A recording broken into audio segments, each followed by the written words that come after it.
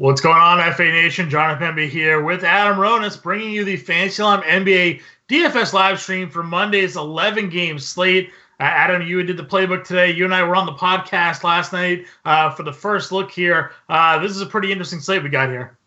Yeah, it definitely is. You know, we still have some injury news to sort out, but there's so many players that we talked about on the podcast that we like at their price points, especially on DraftKings. There's definitely some value here tonight. A couple of games that are very popular that we're going to want to target. And then there's some other games that we really don't have much interest in. So it's going to be a fun slate here, but I think it will be a little bit difficult to navigate right before lineup block because the big news that we're waiting on is what's going on with Minnesota tonight. They are a late game against Golden State, and obviously Karl-Anthony Towns is the big news we're waiting for because if he's out, it just opens up some more value on Minnesota in a good spot against Golden State. So if you're on a site like FanDuel, you might not have that news, and you're just going to have to guess. Obviously, DraftKings, Yahoo, we got the late swap, and we can make adjustments. Yeah, I got a couple of guys, like you said. Towns, obviously the big name there because it opens up the value of Gogi Dang. But, there's also, for me at least, I have some lineups with Scott Labissiere.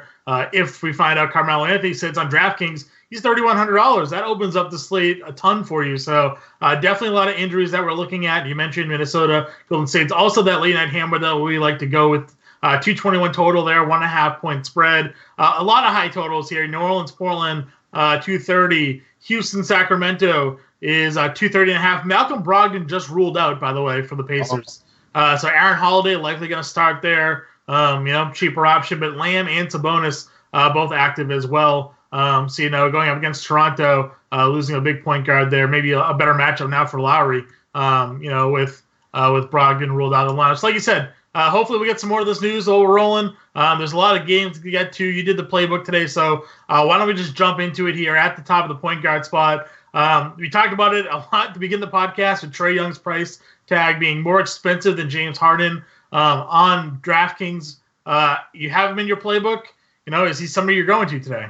No, I don't think so. It's just I don't think we need to go there. There's just a lot of players that are a lot cheaper at the point guard position that are in great spots tonight, and maybe they don't reach what Young can do, especially in a good spot against Cleveland. But Collins is back tonight for Atlanta. They're pretty healthy right now, so I don't think we need to go there. I mean, if some of the salary opens up and you want to play him thinking that you won't get him at a high ownership, then you can do it, but I don't think he's a core play tonight for me.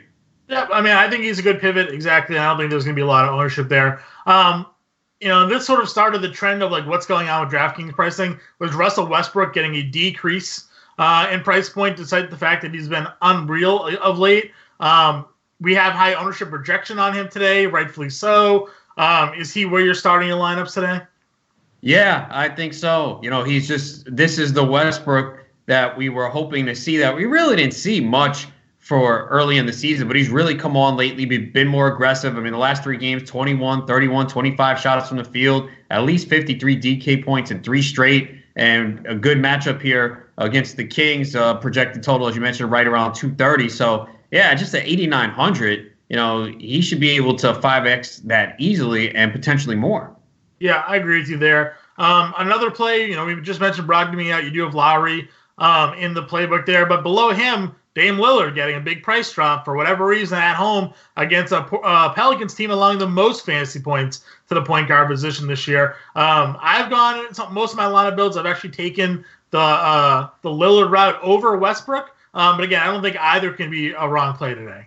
Yeah, I think in cash too, Lillard over Westbrook is fine. You save the $600 and. Lillard's just at a good spot here tonight against the Pelicans. Worst team against point guards. They play at a high pace. 29% usage rate for Lillard. We know he plays better at home, right. And he's been rolling lately, and he's going to play 35, 36 minutes. Lowry, to me, is interesting on FanDuel because Lillard's 9,300. Right. You get Lowry at 84. And I think when people look at Lowry, they're going to be concerned tonight because the Toronto played yesterday, and they came back from a 30-point deficit against Dallas to win. And it's not the best matchup against Indiana. The last I saw, the total was 211. It looks to be low scoring, but look at Toronto and the injuries they have. He's got to play big minutes. I can't imagine him not playing 37, 38 again he's going to take a ton of shots from the field. He took 23 yesterday. So I understand there's going to be some trepidation, which means you can get him at low ownership in tournaments, especially on FanDuel at 84. Yeah, I just think people are going to go there tonight because we talked about Westbrook. We talked about Lillard, cheap point guards. So I think Lowry's an interesting tournament play on game theory at low ownership. Yeah, I mean, again, we definitely haven't projected lower ownership there. If we want to go into that mid-tier, I mean, Alf Payton starting tonight. We'll always low attacking Washington. The Knicks are always a little bit of hit or miss, but he's back in the starting lineup. He's filling up the stat sheet for us. Another player that really hasn't had a price tag move. So him and his counterpart in that game, Ish Smith with no Isaiah Thomas, he's 4,500. We actually have Ish as the highest owned player of the slate today. Both of those guys in great spots. I think a game stack of Washington and New York is going to be maybe tough to swallow, but could be profitable. Yeah, I mean, I think it should. I think it's going to be a high-scoring game. The Knicks have played better since Miller took over as the head coach. They had a game recently against Atlanta where they put up 143 at home, so another good spot. We know Washington terrible defensively. It's a 3.5 spread. Knicks favored in this one. We're not going to say that much this year. But it's hard to not – you got to play Ish in cast. There's no doubt about it. Right. He's going to be popular. You don't worry about that. Tournaments, obviously, is where you might pivot because, what if he only gives you 30 fantasy points? I don't know if that's going to help you take down a GPP. So I think in tournaments you could definitely go in a different direction. But we've seen it. When he started, he's averaged 15 points and 5.8 assists over the last 5 games he started. The other day he had 26 points in 30 minutes off the bench, and they are just depleted right now, and it is against the Knicks, so there's going to be great opportunity for him, and that's why you see the ownership where it is. Yeah, I agree with you there. And then another GPP play that you have there is De'Aaron Fox. Starting, gets a good matchup here against Houston, and it feels like people aren't really going to be on the Sacramento side of that game. Yeah, I think that game could stay close. Houston's favored by 6. I'm tempted to take the 6 for the Kings, keeping this game close. We've seen Houston struggle a little bit at times recently on the road. Sacramento coming off a road trip, I think like a 4-game road trip. So getting back home is going to be great for them. Bagley's back again, for a couple games now. Fox played 30 minutes last game. So I expect this to be a high-scoring game, and he could 7x that price. Easily. Again, we're used to paying when earlier this year when he was healthy, he was a $7,500 player, not a 64. So you take advantage of his, post-injury price tag there. If we jump on over to the shooting guard spot, obviously James Harden's there. Always a guy you want to play. It is a good matchup for him against Sacramento. But again, I don't think we find ourselves, and I think we agreed on this a little bit on the podcast, the way people are priced today, you don't really need to spend all the way up today. You can if you want. We're not going to tell you not to play Harden. Great spot for him, but you can go down and play Bradley Beal in this spot against the Knicks, and he's got 60 fantasy point upside in his own right, and you can save, the $2,000. Yeah, Beal should be priced higher. I mean, he really should be around 10, 5, 11 right now based on what he's done, and he's not. He's 94 and 93, so he's going to play huge minutes. The usage rate is going to be through the roof. It could be 35 to 40% with the way this Wizards team is stacked up tonight. They got players coming up from the G League. They are just so depleted. Bertans is out. Kuchimara is out. They're just Isaiah Thomas suspended. So they're just so depleted right now. At least 56.5 DK points in 4 of the last 5 games for Beal. And it's against the Knicks at the Garden.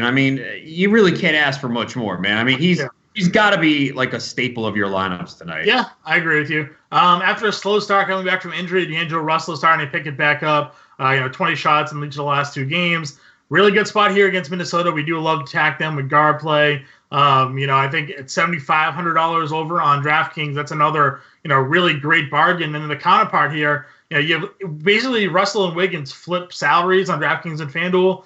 Wiggins at $7,500 on FanDuel, it seems like too big a good of a bargain to pass up. Do you lean one way or the other when deciding between the two? Yeah, I think it's price point. Obviously, if we knew Towns was out, Wiggins would just skyrocket. That's going to help him. Wiggins has taken 23, 18, and 24 shots in the games that Towns has missed. He scored 40 points the last time he faced Golden State. Towns did play in that game. So, yeah, I think it's price point here. Whichever guy is cheaper on the site, plug him in. And I think you could even play both, if you want, especially on FanDuel. I think you could get both in there. Yeah, definitely. You can certainly fit him in there. It all depends on roster composition. Below him, I think probably a better play on DraftKings for sure. You have CJ McCollum, and this is the guy that you and I were sort of surprised to see his recent play. He's basically matching Lillard shot for shot in terms of overall shots taken. Probably coincides a little bit maybe, with Melo being dinged up. But, I mean, someone I usually just look at for cash games because of a high floor, he's showing that GPP ceiling right now. McCollum at $6,500 is another great bargain right now. Yeah, I mean, at least 42 DK points in 4 consecutive games. And I agree, if Melo's out, that could open up a few more shots for him. And look, he's had some favorable matchups lately. He's taking advantage of them. And then now he gets the Pelicans tonight. He scored at least 30 points in 3 of the last 4 games. So we've seen that times he kind of has a low floor. But right now, he's in a groove. So at 6,500, it's tough to go wrong at that price if he fits your build tonight. Yep. Who are you looking at for some of the value plays here at shooting guard? Damian Lee from Golden State, man, at least 25 minutes in 4 straight games. He's reached 35 minutes twice in that span. He's really cheap, 4,300 on both sites. And again, I think, if you're building your lineup and you're coming down and you got 4,400 left, I think you can put him in there. We know Minnesota's a good matchup, not a good defensive team. So he's one of the guys that I'm looking at. Yeah. Do you have any interest in Alec Burks since Robinson is ruled out? Oh, yeah. I got him in the playbook. You got him in the small forwards, true. Yeah, there he is. Yeah, man.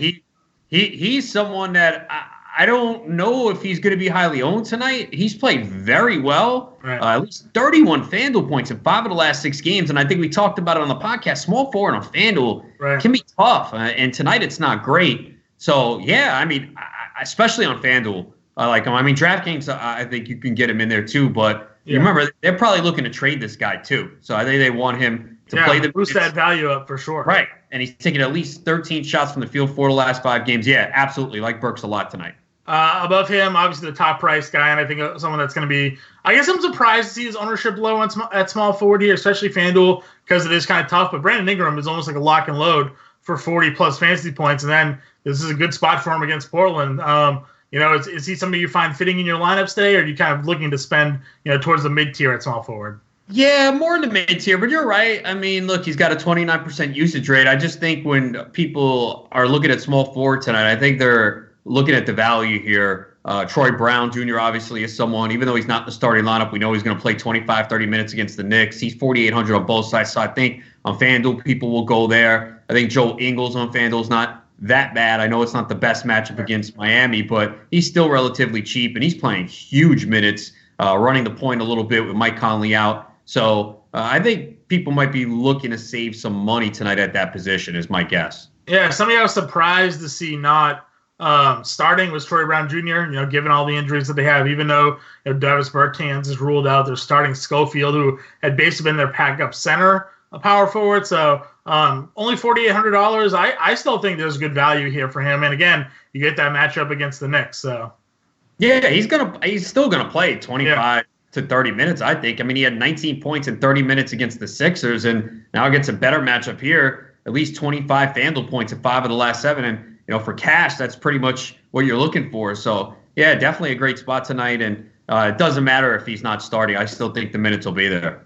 With Larry Nance ruled out, is there any sort of interest in any of those sort of wing plays in Cleveland, whether it be Clarkson, Osman, Kevin Porter? Like, all of those guys are small forward eligible. Yeah, you could look at them. I don't know if we have to go there tonight, but again, it's a great matchup against Atlanta. So if you need to save salary and those guys are there, I think you can go in that direction because they'll definitely get a little bit of a boost in minutes. And again, Atlanta's horrible defensively. Right, exactly. Let's go over to the power forward position here. We do have Sabonis as the top price guy in the playbook. I mean, I've been playing Sabonis a ton of late. His hip issue that he supposedly had, he went for 60 fantasy points yesterday. So he's going to play today. No Brogdon, so maybe the offense moves a little bit even more through him. Toronto's kind of hurting in their front court right now as well. So Sabonis, I think, is in a really great spot. But, Randall, I think, is a lock and load play, given the matchup that he has against Washington, given their injury history is going into today's game as well. Yeah, I mean, he's got to be a very popular play tonight. He's got a 26% usage rate on the season. Marcus Morris might not play. He just got ruled out. Okay, yeah, I figured he was going to play. Got ruled out, and so did Taj Gibson. They're starting Robinson and Randall center power forward. Oh, wow. That is good for Robinson. I thought Robinson was going to be more of a GPP play. I know we talked about that. You might be able to use him in cash. It's a little risky, but, I mean, he's got immense upside. And Aaron Holiday is starting for the Pacers along with Lamb, too. So, all right, at least we're getting some of this news now. But, yeah, Randall's in a good spot tonight. They're good. The Wizards are just really low on big man. Randall could rack up the rebounds tonight. Should get a double-double, and he's cheap, man. So, yeah, on FanDuel, he's an excellent play, especially. Do you have any interest in Bobby Portis? I mean, they're now really thin in their front court. Coming off the bench, Bobby Portis. Yeah, I think so. We've seen Portis put up some big games, and this is a spot against the Wizards where he could thrive, man. It's a crazy night, 2 games ago. It's crazy when we're really talking highly about 4 or 5 Knicks. It's a little bit that tells you all you need to know about the Wizards. Right. Hey, revenge game too. Bobby Portis was on the Wizards last year. That's right. There we go. So add him to the list. Definitely. We go down a little bit further. So they did just rule in Jonas Valanciunas for tonight. Does that impact your interest in Jackson at all? Again, tournament play, man. Don't play this guy in cash. I had a discussion with someone about this. They use Jackson in cash. I'm like, why? What are you doing? The floor is so low due to the foul trouble, but we know he's got an immense ceiling and a good spot here at home against the Spurs. I know the Spurs have played better lately, but he's always a tournament play. I mean, he had 47 FanDuel points in his last game against the Kings. Right. And for that price, I always consider him in tournaments. Okay. Below him, cash game play, Kevin Love. Again, no Nance could benefit him as well, just as the backup power forward that they typically roll out there. The FanDuel price tag is what we like today, though. The $6,500 there is the spot we're looking at. Yeah, no question about it. I mean, if you look at Love, his minutes have fluctuated a lot. A lot of it is due to blowouts. I don't think this is a blowout here. I think it'll be a close competitive game. 2 bad teams, high over-under of 229.5. I think there'll be a lot of offense in this game. And Love averaging 17.6 points, 12.2 rebounds over his last 5 games. So, love that price on FanDuel at 65. And even on DK is fine at 74. Yeah, I agree with you there. Who else are we targeting today at power forward?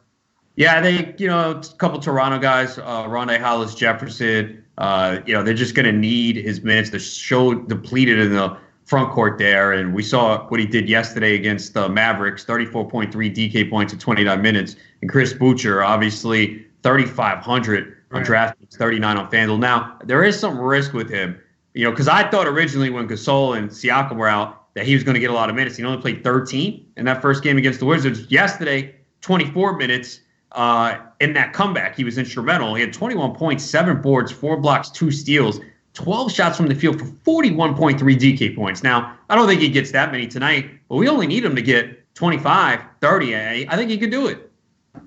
I agree. I mean, this is the defending G League MVP is what we like to talk about. It's just the talent was there in the G League. He flashes it at the NBA level every once in a while when given the opportunity. Maybe tonight's gonna be one of those nights.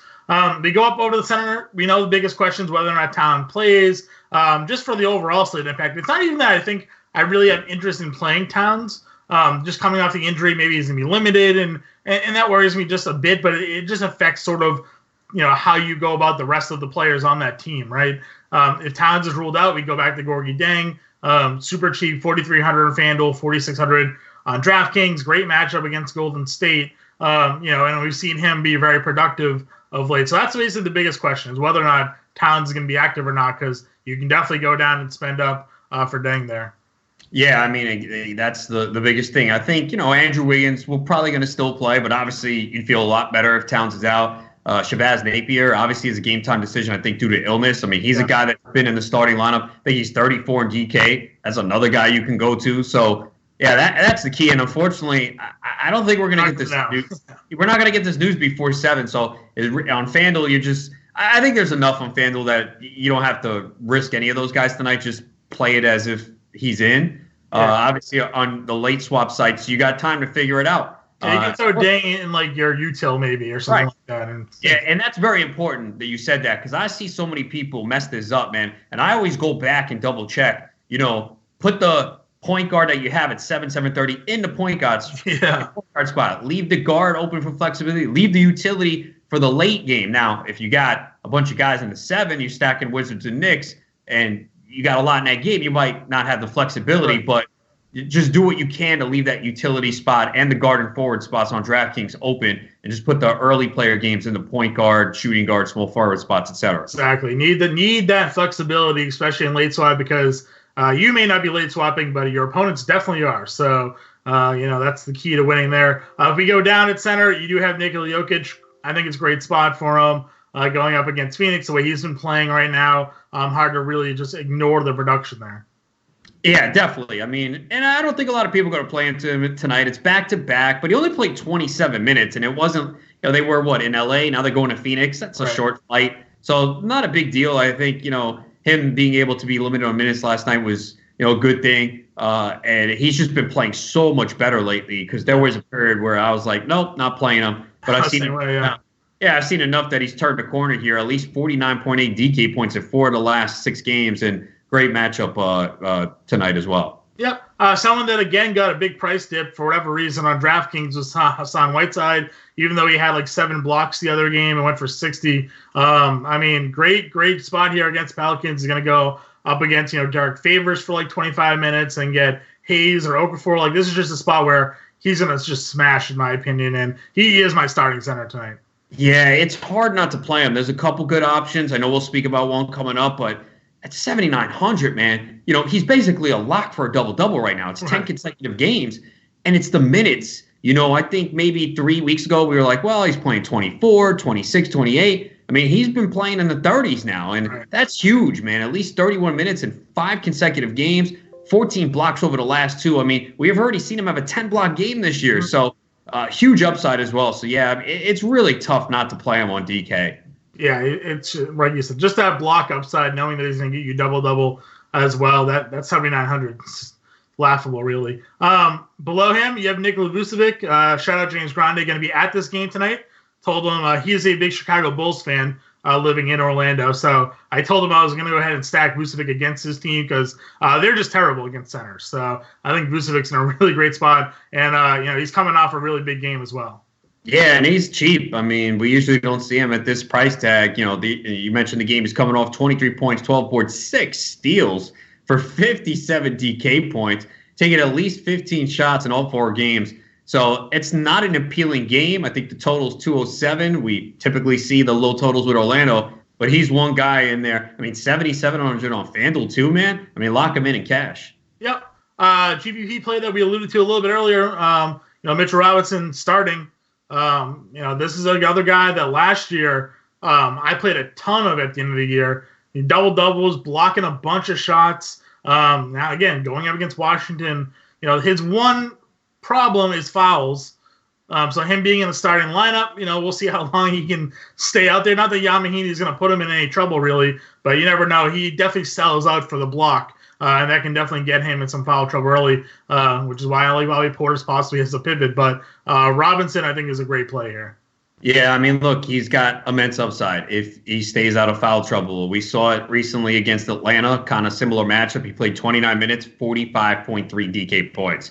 They just have no one to slow him down. I mean, he has not even played. He's not going to play 30 minutes. So, he's going to have no one to stop him from grabbing those rebounds and blocking some shots. So, yeah, definitely good spot. Definitely, there's risk in cash, no question about it. If there's any night to do it, it's tonight against the Wizards.